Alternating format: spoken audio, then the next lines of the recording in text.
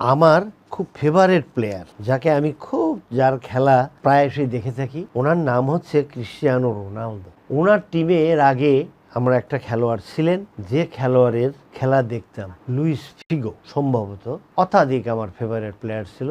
আর তারপরেই এসছে Cristiano Ronaldo. তাহলে ক্রিশ্চিয়ানো রোনালদোর পেশা কি? ফুটবল খেলা। এখনও উনি যেভাবে দৌড়ায় মনে হয় যে ওনার বয়স 21। হাঁটু ও গোড়ালির একাধিক ইনজুরিতে উনি ভুগছেন, এটাই স্বাভাবিক। উনি খেলছেন এত বছর, তাহলে ওনার ইনজুরি তো হতেই পারে। রোনালদো নিজের খাওয়ার রুটিনের মতোই ফিজিওথেরাপির রুটিন মেনে চলেন, ফিজিওথেরাপির চিকিৎসা নেন।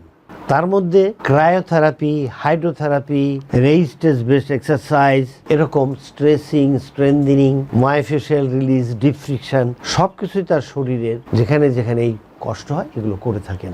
এবং ফলাফল কি? এখনও সে তারুণ্য এবং 21 বছরের একজন ফুটফুটে টকবগে যুবক।